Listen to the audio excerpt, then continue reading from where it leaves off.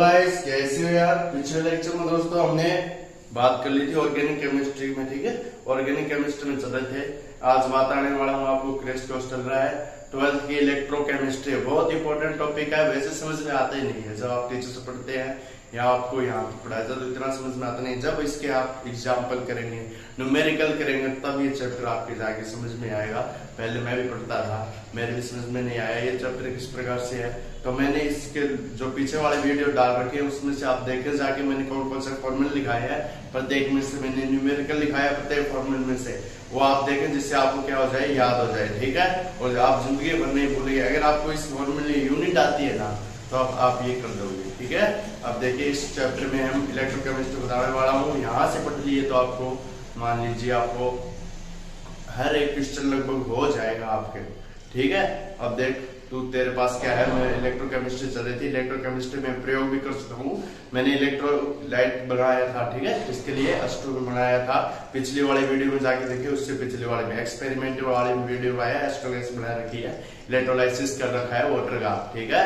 Experiment के through आप क्या करें दोस्तों, इस वीडियो को आप व्यू देने लगे गए हैं और आप क्या करें, इस चैनल को कृपया करके सब्सक्राइब भी करने की कोशिश करें, ठीक है। अब देखिए तेरे पास है कोलेराउस लॉ पढ़ेंगे आज हम। कौन किसके नियम पढ़ेंगे, कोलेराउस, ठीक है। कोलेराउस लॉ पिछले थोड़ी सी मैं बात कर लेता हूँ। पिछले लेक्चर में मैंने क्या बता दिया आपको, मैंने ये बताया था कि 100% कंसंट्रेशन होगी, यानी 100% कंसंट्रेशन का मान कब होगा, कंसंट्रेशन यानी 100% कंसंट्रेशन का मान जब होता है दोस्त, देख तू, जब क्या हो जाता है, मोलर कंडक्टिविटी इनफाइनाइट हो जाती है डाइल्यूट सॉल्यूशन पे। किसमें बात कर रहे हैं, डाइल्यूट, ठीक है। डाइल्यूट सॉल्यूशन पे बात कर रहे हैं। इसमें मैं ग्राफ खींचा था, मैंने किस प्रकार से खींचा था, मैंने मान लीजिए यहाँ पर इनफाइनाइट है, ठीक है। इनफाइनाइट क्या है, मोलर कंडक्टिविटी इनफाइनाइट है। यूनिट क्या होती है, Simon centimetre square mole inverse. अब ये तो सोचता हो साइमन क्या है, ओम इनवर्स साइमन इनवर्स एक ही बात, ठीक है। यहाँ पर कंसंट्रेशन है मोल, यहाँ पर मोल में होती है, मोल इनवर्स या लीटर इनवर्स में। देख मेरे पास कंसंट्रेशन है तो मैं वीक इलेक्ट्रोलाइट, ये मैं बात करने वाला हूँ स्ट्रॉन्ग इलेक्ट्रोलाइट के लिए। स्ट्रॉन्ग जो इसमें क्या हो, आसानी स्ट्रॉन्ग इलेक्ट्रोलाइट हो, इलेक्ट्रोलाइट स्ट्रॉन्ग इलेक्ट्रोलाइट के लिए, ठीक है। स्ट्रॉन्ग इलेक्ट्रोलाइट के लिए देख तू तेरे पास क्या है, मैं ग्राफ खींचता हूं तो मेरे पास क्या आ जाता है, कंसंट्रेशन मेरे बढ़ाने का पड़ेगी, क्यों, सॉल्यूशन डाइल्यूट कर रहा हूं मैं, तो कंसंट्रेशन पहले यहाँ पर आएगी, एक पॉइंट यहाँ पर, फिर बढ़ता बढ़ता बढ़ता इनफाइनाइट हो जाएगा। इसलिए मैं स्ट्रॉन्ग के लिए क्या हो जाता है, इनफाइनाइट, ये स्ट्रेट लाइन आएगी, ठीक है। स्ट्रेट लाइन आएगी तो फर्स्ट पॉइंट यहाँ पर आया, सेकंड यहाँ पर आया, तो इनके मध्य जो ग्राफ खींचेगा तो यहाँ पर तेरे को एक स्ट्रेट लाइन का स्लोप प्राप्त होता है, ठीक है। ये स्लोप को नाम क्या लेते हैं, tan थीटा से अपन स्लोप निकालते हैं, नीट में निकाला हुआ tan थीटा, इसका मान आता है इक्वल टू a। तो मैं इसके कोलेराउस इक्वेशन अपनी इक्वेशन देके चला गया, बोला प्रबलक वैद्युत में क्या लगता है, लैम्डा इनफाइनाइट का मान इंक्रीज होता है, कंसंट्रेशन भी इंक्रीज होती है। तो इन्होंने ये बता दिया कि लैम्डा m, ठीक है, लैम्डा मोलर कंडक्टिविटी किसके बराबर होगी, lambda infinite m inverse root c, a root c. तो ये इन्होंने इक्वेशन दे दी और एक इक्वेशन के बाद इनसे बता दिया जो कंसंट्रेशन है, ये कंसंट्रेशन है, ठीक है। ये ए क्या है, यहाँ पर स्लोप कांस्टेंट है, ठीक है। और इसको यहाँ पे बोलते हैं कोलेराउस, कोलेराउस इक्वेशन, ठीक है। ये इक्वेशन है। और उसके बाद दुर्बल वैद्युत अपघटन की क्या करने के लिए, डाइल्यूशन में कंसंट्रेशन ज्ञात करने के लिए कोलेराउस ने अपने नियम दिए, ठीक है। क्या दिया था, नियम दिया था। इसलिए जो अनुप्रयोग है उसने किए थे, बता के वो सभी दुर्बल वैद्युत अपघटन के लिए बताए थे। अब देख तो सेकंड वाला, ये पिछले वाला मैं रिपीट कर दिया मैंने। अब देख तो सेकंड वाला गाइस, आया समझ में। सेकंड वाला डाइल्यूट सॉल्यूशन लैम्डा इनफाइनाइट, ठीक है। इसमें बताया था इसने कि अनुतनुता तो अनुतिल लेगा, लेकिन क्या है, सेकंड नियम में बताया था weak electrolyte, for weak electrolyte, weak electrolyte के लिए बताया था इसने इलेक्ट्रोलाइट, ठीक है। दुर्बल वैद्युत अपघटन के लिए बताया था इसमें जब तू ग्राफ खींचेगा कंसंट्रेशन पावर के मध्य, और यहाँ पर तू खींच रहा है किसके मध्य, लैम्डा m के मध्य, यूनिट लिखे, ठीक है। Ohm inverse centimetre square mole inverse. मेरी यूनिट क्यों याद है? क्योंकि मैंने क्वेश्चन किया इसके बाद है। और तेरे पास कंसंट्रेशन की मोल इनवर्स लीटर इनवर्स, ठीक है, ये कंसंट्रेशन की यूनिट होती है। इस पे तो बढ़ाएगा तो तेरे को एक स्ट्रेट लाइन प्राप्त नहीं होगी। दुर्बल वैद्युता के टाइम में मैं एसिटिक एसिड ले सकता हूँ, CH3COOH एसिटिक एसिड है। एसिटिक एसिड में लेने के बाद एक कंसंट्रेशन पावर यहाँ पर आएगी, तो मान लीजिए तेरे पास लैम्डा इनफाइनाइट m है ये, तो इसमें क्या है, मात्रा घट रही है, कंसंट्रेशन भी घट रही है गाइस, कंसंट्रेशन भी घट रही है, और स्लोप क्या हो रहा है, एक समान प्राप्त नहीं हो रहा है। इसलिए इन्होंने क्या दिया, कोलेराउच लो,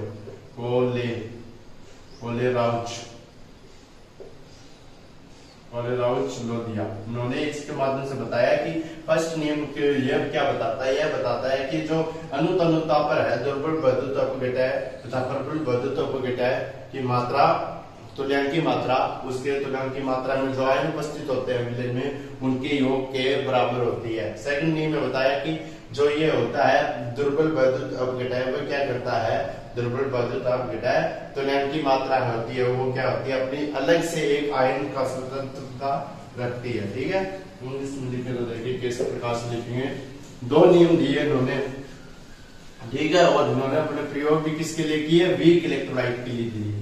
फर्स्ट लो दिया कोलेराउच लो, ठीक है, हम पढ़ने वाले कोलेराउच लो, कोलेराउच लो। देखिए दोस्तों, बहुत ही अच्छे तरीके से समझ में आएगा। इन्होंने क्या बताया, इन्होंने बताया eight infinite dilution, eight infinite dilution, eight infinite dilution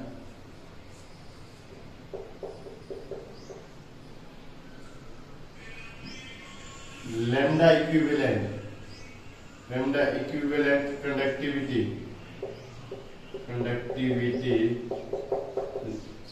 for strong and weak electrolyte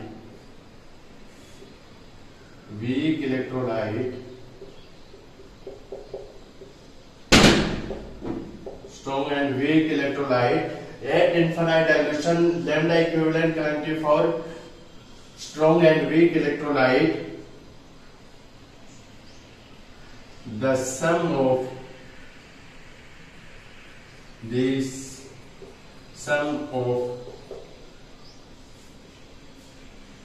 lambda equivalent conductivity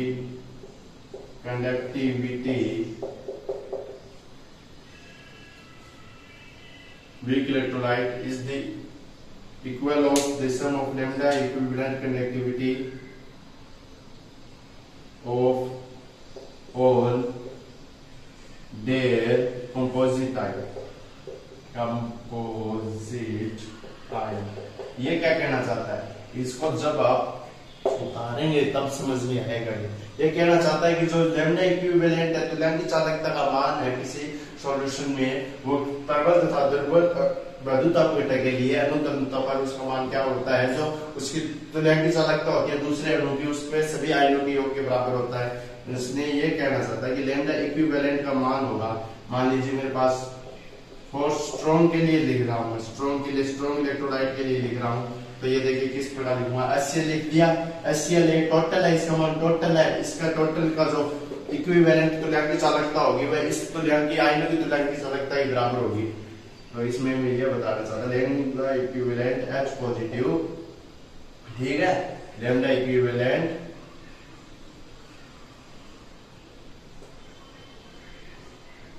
Cl negative. तो इसने क्या बताया, मान लीजिए ये 10 है, ये 10 होगी, तो ये 20 होगी, दोनों असम हो गया, योग हो गया। तो ये इसने बताया, ये है कोलेराउच का फर्स्ट नियम, ये आपके प्रबल वैद्युत अपघटय के लिए। दूसरा इसने बताया दुर्बल वैद्युत अपघटय के लिए, दुर्बल वैद्युत अपघटय के लिए, स्ट्रॉन्ग इलेक्ट्रोलाइट के लिए समीकरण लिखी मैंने, और दुर्बल वैद्युत अपघटय के लिए समीकरण लिखने वाला हूँ। देखिए फॉर वीक इलेक्ट्रोलाइट के लिए लिख देता हूँ, वीक इलेक्ट्रोलाइट मुझको हंसाती, मुझको रुलाती है, क्या केमिस्ट्री है, इलेक्ट्रोलाइट, ठीक है, कुछ गलत मत समझना, ठीक है। स्ट्रॉन्ग इलेक्ट्रोलाइट, जिस प्रकार कृष्ण को ज्यादा पसंद है उसी प्रकार पानी को आसपास पसंद है, ठीक है, पानी H प्लस आयन होते हैं। इलेक्ट्रोलाइट देख, वीक इलेक्ट्रोलाइट में मैं ये क्वेश्चन लिख रहा हूँ, लैम्डा इक्विवेलेंट कंडक्टिविटी वीक के लिए तेरे पास पता है, बच्चा जानते हैं एसिटिक एसिड वीक होता है, जब तू तोड़ेगा तो इसको इस प्रकार से तेरे पास छूट जाएगा। Lambda equivalent CH3 COO negative और लैम्डा इक्विवेलेंट H पॉजिटिव। तो ये हो जाता है तेरा प्रथम लॉ। वीक इलेक्ट्रोलाइट और स्ट्रांग इलेक्ट्रोलाइट के लिए जो सम होगा वो इसके अपोजिट आयन के बराबर होगा, ठीक है। इसमें जो होगा परपेंडिकुलर वैद्युत है या ध्रुवीय वैद्युत के लिए जो मोलर कंडक्टिविटी का मान होगा डाइल्यूट सॉल्यूशन पर, डाइल्यूट सॉल्यूशन है तो इनफाइनाइट डाइल्यूट, ठीक है। तो इसका मान क्या होगा, दशम इनका सम होगा, ठीक है। इसके बाद सेकंड लॉ दिया इसने पोलराइज ले। जो क्वेश्चन बनते हैं दोस्त वो सेकंड लॉ से बनते हैं। और क्वेश्चन क्योंकि इसमें क्या होता है, कोई आयन होता है अपना स्वतंत्र अस्तित्व रखा होता है, ठीक है। देख तुम सेकंड लॉ पोलराइज में क्या दिया, देख तू सेकंड लॉ देख रहे। सेकंड लॉ इसने बताया कि इंडिपेंडेंस माइग्रेशन लॉ। इसने पहले तो ये नाम दिया, इसको क्यों नाम दिया इन्होंने, इसलिए ये बताया कि मान लीजिए तेरे पास कोई आयन है, अनुतनुता पर तो डाइल्यूशन करता है, तो आयन होता है जो उसकी इक्विवेलेंट कंडक्टिविटी होती है, ध्यान रखना इक्विवेलेंट कंडक्टिविटी होती है, वो क्या होती है, अनुतनुता पर जो आयन होता है उस पर क्या करती है, निर्भर करती है, और जो अदर आयन होता है उस पर ये इफेक्ट दिखाती है। Equivalent conductivity of an ion, जैसे आयन है पॉजिटिव नेगेटिव दोनों होते हैं, एट इनफिनाइट डाइल्यूशन यानी अनुतनुता पर is due to their independence migration, यानी आयन क्या कर देते हैं, अपना स्वतंत्र प्रभाव हो जाते हैं, जिससे क्या हो जाता है, effect presence of other ion, जिससे उसका क्या पड़ता है, दूसरे आयन पर, पॉजिटिव या नेगेटिव आयन पर प्रभाव पड़ता है। जैसे मेरे पास एसिटिक एसिड है, ठीक है, एसिटिक एसिड में एग्जांपल देख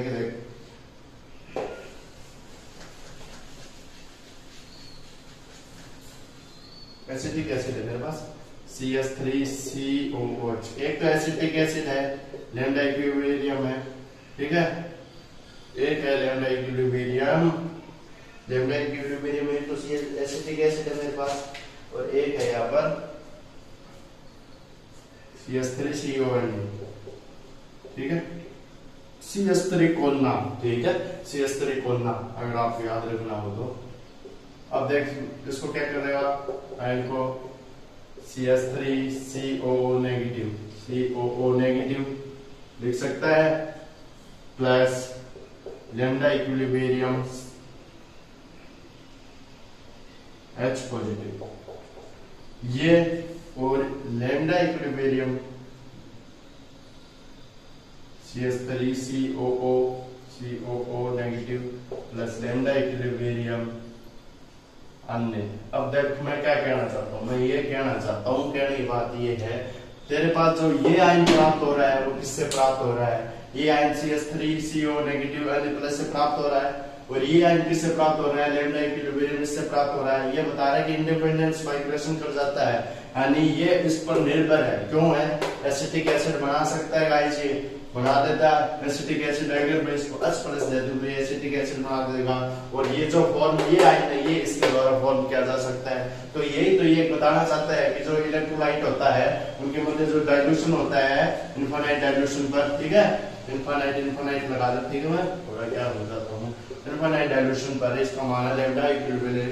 तो इसमें इनफाइनाइट डाइल्यूशन पर जो मान होता है उसमें जो आयन होते हैं उनका क्या होता है, स्वतंत्र अस्तित्व रखता है, माइग्रेट कर जाते हैं और वो अपना इफेक्ट दर्शाते हैं। इफेक्ट दर्शा रहा है, अगर सोडियम इसके साथ चला जाएगा तो ये जैसा बन जाएगा, और ये इसके साथ चला जाएगा तो ये जैसा बन जाएगा, ये इसने बताया, ठीक है। अब एक बहुत ही मोस्ट इम्पोर्टेंट बात है, इसने इक्विवेलेंट शब्द क्यों काम में लिया, लैम्डा, यानी उसने तुल्यांकी चालकता क्यों ली, लैम्डा मोलर कनेक्टिविटी क्यों नहीं ली, तो ये इसलिए नहीं ली। मेरे पास दो इक्वेशन देके बताता हूँ तेरे को, लैम्डा इनफाइनाइट इक्विवेलेंट है और एक लैम्डा इनफिनाइट मोलर कनेक्टिविटी है।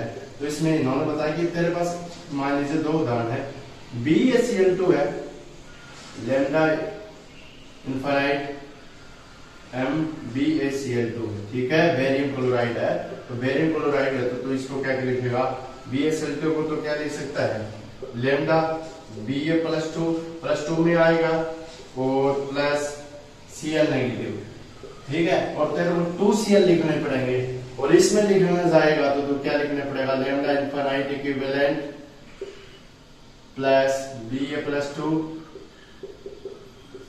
और plus lambda infinite equivalent Cl negative, BaCl2 अपना साथ है और Cl नेगेटिव। बोला ऐसा क्यों सर? देखो सर ऐसा क्योंकि ऐसा क्यों हो गया हमारे साथ, तो कैसा हो गया तेरे साथ, वो कुछ नहीं है। ये देख तू इस पे क्या बताने वाला है, इससे ये बताने वाला है इसने ये क्यों लिया, इसने ये इसलिए लिया क्योंकि जब तुल्यांक चालकता होती है उसमें वैलेंसी फिक्स कर रखी होती है, अपन क्या तुल्यांक ग्राम तुल्यांक लेते हैं, जबकि इसमें क्या लेते हैं, एक मोल का मान लेते हैं। इससे मोल कितने हैं, 2 ही Cl के हैं, 2 इसके पास वैलेंसी है, इसकी वैलेंसी पूर्ण तरीके से पूर्ण होते हैं, इसलिए मैंने 2 इससे मल्टीप्लाई नहीं किया, ठीक है, इसलिए इसने ग्राम तुल्यांक का मान लिया। फिर से देखे इसमें क्या किया, इसने Ba+2 की संयोजकता +2 में है, Cl नेगेटिव कर दिया, और इसमें क्या कर दिया, इसने 2 से गुणा किया, क्योंकि मोल को 2 से गुणा किया, क्योंकि इसमें क्या है, मोल एक मोल का मान लिया जाता है, ठीक है, और ये जब लिया जाता है तो महाभारत चलाई जाती है, ठीक है। कृष्ण ने भी जैसे कहा था उसी प्रकार ये बोलता है। अब देख तेरे पास आता है कुछ क्वेश्चन देख पहले, इसके बाद देख एप्लीकेशन ऑफ पोलराइज्ड लो, ठीक है, पोलराइज्ड लो की एप्लीकेशन आई थी, 4-5 एप्लीकेशन दी। उन्होंने बताया कि इसके द्वारा तो क्या कर सकते हैं, वीक इलेक्ट्रोलाइट का मूल्य तुल्यांक की चालकता ज्ञात कर सकते हैं, वो मोलर कंडक्टिविटी ज्ञात कर सकता है। दूसरा बताया तो इसके द्वारा क्या क्या करता है, डिसोसिएशन कांस्टेंट ज्ञात कर सकता है, किसका, डिग्री ऑफ डिसोसिएशन ज्ञात कर सकता है, और डिसोसिएशन कांस्टेंट भी ज्ञात कर सकता है द्रव्यबल वैद्युत अपघटन का, और आयनिक चालकता भी ज्ञात कर सकता है। अब देखते रहो बस कोलेराउस लो एप्लीकेशन, कोलेराउस लो एप्लीकेशन, ठीक है, एप्लीकेशन दी, प्रत्येक एप्लीकेशन को समझाने वाला हूँ, ठीक है, ऐसे नहीं है कि बिना समझाए तुमको छोड़ दूंगा, ऐसे नहीं छोड़ूंगा। पहला देख to calculate the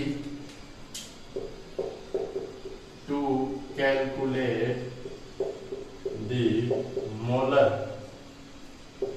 lambda m for weak electrolyte। इसने यह बताया कि वीक इलेक्ट्रोलाइट के लिए क्या कर सकते हैं, तो क्या ज्ञात कर सकता है, लैम्डा m का यानी मोलर कंडक्टिविटी का मान है ज्ञात है, लैम्डा इनफाइनाइट m अनुतनुता का, ठीक है, अनुतनुता पर क्या ज्ञात कर सकता है, मोलर कंडक्टिविटी का मान ज्ञात कर सकता है। इसके बाद एक मेरे पास एक क्वेश्चन है, eight infinite dilution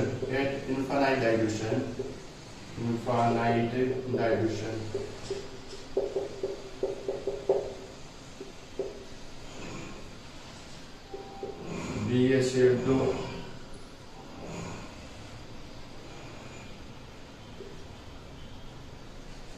lambda infinite m और Ba+2 Cl2 Cl that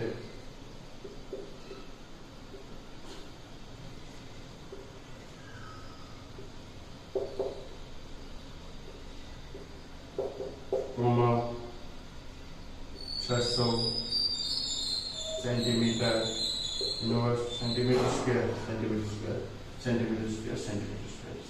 square mole inverse, ठीक है।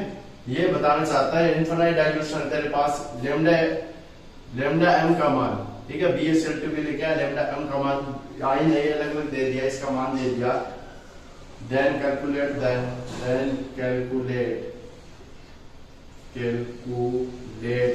दी लैम्डा इक्विवेलेंट को तेरे को क्या ज्ञात करना है, इनफाइनाइट लैम्डा इक्विवेलेंट ज्ञात करनी है, तेरे पास मोलर कंडक्टिविटी इसमें दी हुई है।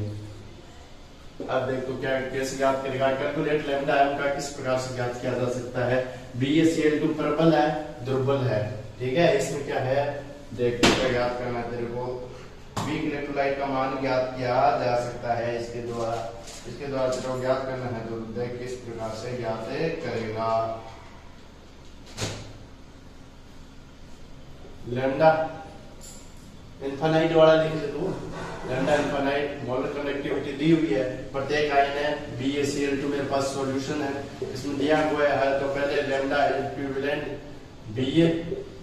Ba+2 या कोई बात नहीं है ऐसे लिख दे, और Cl है 2 से गुणा करेगा, अभी तक तेरे को बताया क्यों करेगा, क्योंकि इसमें मोल अलग होंगे, ये +2 में जाएगा, तो इसमें इसका मान रख दे लैम्डा इनफाइनाइट m, इन लैम्डा इनफाइनाइट m का मान कितना आ जाएगा 200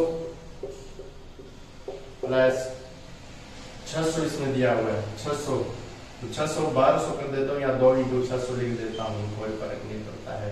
तो इसमें देख तू टोटलिंग करेगा तेरे पास कितना आएगा, लैम्डा इक्विवेलेंट कंडक्टिविटी याद करनी है तो लैम्डा 200 प्लस 600 1200 1400 आ गए, 1200 प्लस 1400 तो ये आ गए 1400, तो ये आ जाएगा 1400 ohm inverse centimetre square mole inverse. ये किसका मान आया तेरे पास, ये तेरे पास मान आया है, देख तू लैम्डा m का, तो लैम्डा m है तो तेरे पास लैम्डा ज्ञात कर सकता है, तो इतना तो है, लैम्डा m है तो आपकी बात तेरे को क्या है, लैम्डा इक्विवेलेंट ज्ञात कर सकता है। लैम्डा इक्विवेलेंट क्या पढ़ा था, जो लैम्डा m होती है मोलर कंडक्टिविटी होती है वो क्या होती है, उसके रिलेशन बताया था, मोलर कंडक्टिविटी का मान उसके किसके बराबर होता है, रेशियो होता है उसकी वैलेंसी का, तो लैम्डा इक्विवेलेंट याद कर लेगा 1400 × 2, लैम्डा इक्विवेलेंट का मान आ जाएगा 700, 700 7 × 14 700, और यहाँ पर आ जाएगा ohm inverse centimetre square mole inverse, और या लिख सकता है तुम 2 यूनिट लिख सकता है इसकी, siemens centimetre square, siemens centimetre square mole inverse. ठीक है, इस प्रकार से ये आ गया तेरा आंसर। मैंने किया क्या था, कुछ नहीं दिया था, मैंने बस इनका मान दिया था, तेरे को मोल से गुणा कर दिया और मान भी तेरे पास था, तो वैसा कर सकता है। इसके बाद एक ये दुर्बल वाले के लिए दे, अब के बाद थोड़ा सा क्वेश्चन घुमा देता हूं मैं, अब के बाद तेरे को लैम्डा इक्विवेलेंट दे देता हूं, सेम क्वेश्चन है, बस उसमें BaCl2 ले ले तू या CH3 ले ले, HCl ले ले, HCl ले ले, B लेना दो ना, तो BaCl2 लेके चल, BaCl2 है लैम्डा इक्विवेलेंट है, तो देखता जा बस। सबके बाद लैम्डा इक्विवेलेंट का मान देना है, अब के बाद सेम मान देता हूं मैं, ठीक है, सेम मान ले लीजिए तू, तो क्या लेगा तू, लैम्डा इक्विवेलेंट है मान लिया तूने सेम, तो यहाँ पर लेगा तू 200 प्लस लैम्डा इक्विवेलेंट है मान लिया तूने सेम, ये Ba के लिए है और ये तू किसके लिए ले रहा है, Cl के लिए ले रहा है। अब के बाद तेरे को गुणा नहीं करना पड़ेगा, क्यों नहीं करना पड़ेगा, क्योंकि ये सबसे बैलेंस इसकी सेम ही होती है, तो तेरे पास करेगा तो लैम्डा इक्विवेलेंट का मान आ जाएगा 200 प्लस 600 1200 और 2 बिंदु लिख जाएगी 12 0 0 0 0, ठीक है, ये आ जाएगा SCM centimetre square mole inverse, आ गया मान। इस प्रकार से पास मान हो, ये मान होने के बाद तेरे को क्या करना है, लैम्डा इक्विवेलेंट का मान पता चल गया तो आपके बाद मोलर कंडक्टिविटी ज्ञात कर सकता है, इस फॉर्मूले से मोलर कंडक्टिविटी निकल जाएगी, कोई बड़ी बात नहीं है, ये है, ये ज्ञात करनी है, तो क्या करेगा, लैम्डा m क्या हो जाएगा, लैम्डा m क्या हो जाएगी, मोलर कंडक्टिविटी क्या हो जाएगी, इनफाइनाइट मोलर कंडक्टिविटी है, ठीक है, अनुतनता अपॉन, तो इसका मान हो जाएगा लैम्डा इक्विवेलेंट इनटू n आ जाएगा, तो लैम्डा इक्विवेलेंट के बाद तेरे पास है 12000 इंटू 2 12 × 24 होता है, 24 होता तो 24 लगा दे, उतनी बिंदी लगा दे, फिर ohm inverse centimetre square mole inverse. आया समझ में, वही किया मैंने, कुछ नहीं किया, सेम क्वेश्चन सेम, बस चेंज क्या किया है, लैम्डा इक्विवेलेंट तेरे को आपके बाद दिया है, सेम क्वेश्चन। फर्स्ट समझ में आया, स्टेप अनुप्रयोग इसने क्या बताया, सेकंड इसने क्या बताया वो देख तू। To calculate the degree of dissociation, यानी वियोजन की मात्रा ज्ञात की जा सकती है इससे। अब देखते हूँ तेरे पास एक क्वेश्चन और लेके आ रहा हूं मैं, उसी पर आधारित है, सेकंड लॉ पर आधारित। मैंने दिया है आपको लैम्डा इनफाइनाइट यानी मोलर कंडक्टिविटी है दोनों ताप डाइल्यूट सॉल्यूशन के लिए 260, ठीक है। Simon centimetre square mole inverse इसकी है, लैम्डा HCl है 320 और तेरे पास ये है और तेरे पास ये है, तो तेरे पास कितनी है 260 है। और यहाँ पर तेरे को क्या ज्ञात करनी है, कैलकुलेट करनी है CH3COH यानी एसिटिक एसिड की। स्टेप तो अलग अलग है, तो कर सकता है स्टेप बना सकता है, तोड़ देगा तोड़ देगा तोड़ देगा। स्टेप बना के बताऊं तेरे को कैसे बनेगा तो कर सकता है, और डायरेक्ट बता देता हूँ। सॉल्यूशन लिख देता हूँ, पहले सॉल्यूशन देखता हूँ। CH3 तो लिख देगा, लैम्डा इनफाइनाइट लिख देगा, M भी लिख देगा, CH3 CO नेगेटिव ब्रेक कर देगा प्लस लैम्डा इनफाइनाइट M अन्य ब्रेक कर देगा, ठीक है। इसके टोटल मिला के दिए इसने 260, ठीक है 260 SCm²। और इसकी किसने कितनी दी है, दूसरा इक्वेशन और लिखने वाला हूँ, लैम्डा इनफाइनाइट M। तो यहाँ पर इसने दी है HCl की H पॉजिटिव और Cl negative, lambda infinite M Cl negative. इसकी कितनी दी है इसने 320 दी है। देख तेरे पास बिल्कुल सरल कर देता हूँ क्वेश्चन को। और calculate lambda infinite CH3OH। Acetic acid किस प्रकार आ सकता है, तो देख सोच, एसिटिक HCl है, Na है, अगर अन्य Cl बना दूं और H इसके साथ जोड़ दूं एसिटिक एसिड आ जाएगा। एसिटिक एसिड आ जाएगा, या तो क्या कर सकता है इन दोनों को जोड़ के इसमें से घटा दे, तो यही है ट्रिक। बस जो साइन को पूछा है इन दोनों को जोड़ दे और इसमें से घटा दे। एक तेरे पास क्या करना है, ये यहाँ पर कर देता हूं मैं, इन दोनों को जोड़ के 320 में से घटा देता हूँ, 300 में से घटा देता हूँ, ठीक है। इसका क्या है 200 320 प्लस 260, ठीक है। दोनों कैलकुलेट किए तुमने जोड़ के, और 300 में से घटा देना है मेरे को -300। तो आप देखो क्या क्या मैंने कुछ नहीं किया है, मैंने इन दोनों को जोड़ा है और घटा दिया है। मैंने इसकी लिखा है इस प्रकार लिखा है CH3 300 260 किसकी थी, इसकी थी CH3 C double bond OH, ये तो इसकी लिख दी CH3 और ये इसकी लिख दी HCl की लिख दी, ये लिख दी लैम्डा इनफाइनाइट HCl की। मैं ये कर रहा हूँ माइनस लैम्डा इनफाइनाइट CH3OH। बस ये ट्रिक है, मतलब तेरे को यहाँ से घटा देगा तो तेरे पास ये आ जाती है। और तेरे पास यहाँ पर क्या है Na है, ठीक है। Na लिखूं तो तेरे को क्या करनी है Na, और ज्ञात किसकी करनी है वो इसके इक्वल होते हैं lambda infinite CH3 C double bond OH। इसकी ज्ञात करनी है तेरे को, है ना, ज्ञात करनी है ना इसकी। और क्या दिया है तेरे को इसका मान, molar conductivity molar conductivity molar conductivity. अब देख तो क्या कर देगा, इसमें से इसको ब्रेक कर देगा, ब्रेक करने के बाद तेरे को पास आएगा 20, तो 20 ओम सेंटीमीटर स्क्वायर मोल इनवर्स ये मान आ जाएगा। और तू लिख देगा, फिर ये भी कुछ नहीं पाएगा और फिर ये भी कुछ नहीं पाएगा। इस प्रकार से पड़ेगा उसकी फर्स्ट टर्म क्या है, ये प्रथम जो एप्लीकेशन है वो पूरी हो जाएगी। सेकंड है मेरे पास, वो देख सेकंड एप्लीकेशन में ये क्या बता रहा है, सेकंड एप्लीकेशन में ये बता रहा है कि इसके द्वारा कैलकुलेट कर सकते हो degree of dissociation of weak electrolyte, दुर्बल विद्युत अपघटन के लिए डिग्री ऑफ डिसोसिएशन ज्ञात कर सकते हैं। L का मान 0.1 COMH। तो इसको क्या कर सकता है तुम देख, लैम्डा M लिख सकता है कि इनटू 1000 × M होती है, ये M को तेरे को दिया है। और दूसरा क्या लिखेगा, lambda infinite M molar conductivity, तो इसमें क्या लिख देगा, इसको लिख देगा, अलग अलग कर ले तो तेरे को विद्युत अपघटन वो CH3, यहाँ पर COH दिया है, CH3COH के लिए लिख देता हूँ मैं, CH3 एसिटिक एसिड के लिए लिख देता हूँ, CH3COH दिया है तो इसके लिए मैं लिख देता हूँ CH3COO नेगेटिव एट डाइल्यूशन लिख देता हूँ क्योंकि इतनी सिर्फ होती है। और 4B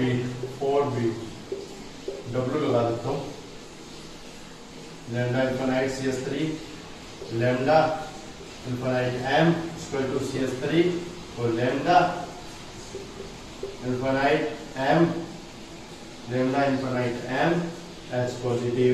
इस प्रकार से तो क्या लिख सकता है, इन दोनों को बराबर कर दे, बराबर करने का मान क्या लिख सकता हूँ, इसका M का मान और ये इसका मान। तो मैं लिख सकता हूँ जो नॉर्मल मोलर कंडक्टिविटी होती है वो किसके बराबर होती है, ratio upon infinite molar conductivity. तो डिग्री ऑफ डिसोसिएशन का मान किसके बराबर होता है? ये तो है लैम्डा कंडक्टिविटी है ना, लैम्डा मोलर कंडक्टिविटी। और रेशियो इसका लिख देता हूँ, समीकरण नंबर 2, समीकरण 1, समीकरण 2, रेशियो को दर्शा रही है, समीकरण नंबर 2 दे देता हूँ। अब तो तू लिख देगा, अब इसको लेगा तू, मोलर कंडक्टिविटी है, मोलर कंडक्टिविटी, कंडक्टिविटी, ठीक है, मोलर कंडक्टिविटी है। रेशियो किसका है? रेशियो आपके इनफाइनाइट मोलर कंडक्टिविटी का, मोलर कंडक्टिविटी का लिख देगा। लिखना ही पड़ेगा तेरे को। क्यों लिखना पड़ेगा? क्योंकि तेरे को क्या करना है, नीट वाला चूज करना है, नीट वाला करना है, लिखना पड़ेगा, सोचना पड़ेगा, दिमाग लगाना पड़ेगा। और तेरे पास 11th 12th की जब तक तेरे को केमिस्ट्री नहीं आएगी तो ये नहीं आया।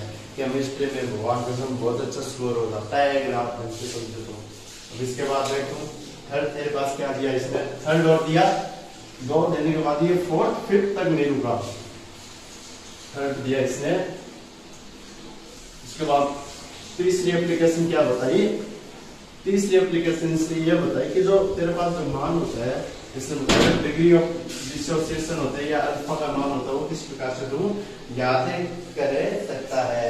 इसने ये बताया डिसोसिएशन कांस्टेंट यानी वियोजन स्थिरांक ऑफ ए वीक इलेक्ट्रोलाइट यानी Kd, ठीक है,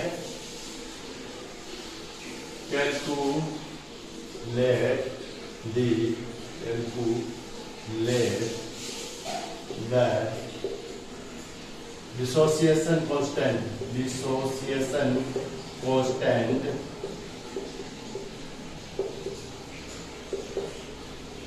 for a weak electrolyte, क्या कर सकता है इलेक्ट्रोलाइट के लिए? कौन सी इलेक्ट्रोलाइट के लिए? दुर्बल विद्युत अपवर्तक के लिए क्या कर सकता है? इलेक्ट्रोलाइट के लिए क्या क्या कर सकता है? समझा रहा हूं मैं, 3 नंबर अनुप्रयोग को समझा रहा हूं मैं, ठीक है।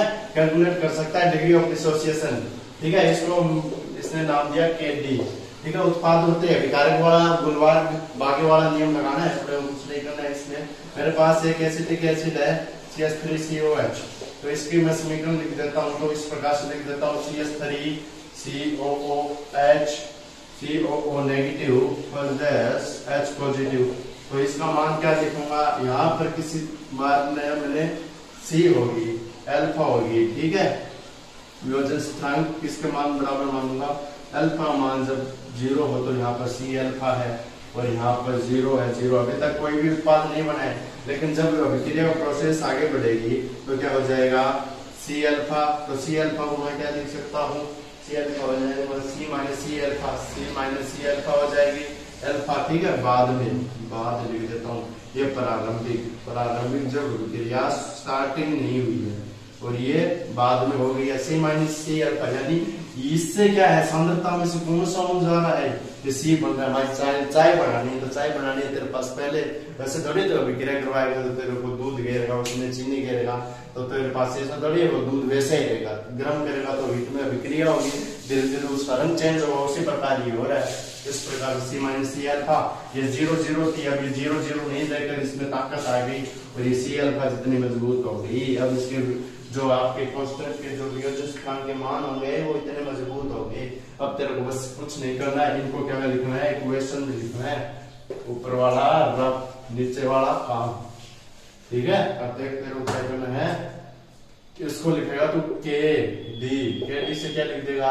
Kd पाठक नहीं है ये अदालत वाला, तू लिख देगा C अल्फा, तो इसको लिख सकता है तू उत्पाद होते हैं अभिकारक, ये है आपके उत्पाद, रिएक्टेंट और प्रोडक्ट। रिएक्टेंट ये है, रिएक्टेंट ये है प्रोडक्ट बना, यानी चाय बन गई, किस किस को पीनी है पी सकता है भाई, प्रोडक्ट है, ये सभी प्रोडक्ट है, ठीक है। प्रोडक्ट है तो तेरे पास लिखना है product upon reactant, product upon reactant लिखेगा C alpha square C square alpha square लिख सकता हूँ, कोई किसी को आपत्ति नहीं है। C माइनस C अल्फा लिख सकता हूँ, C माइनस C अल्फा ये लिख सकता हूँ। अब इसको Kd में किस प्रकार से लिख सकता हूँ? C square alpha square C minus C common ले लिया, 1 माइनस अल्फा।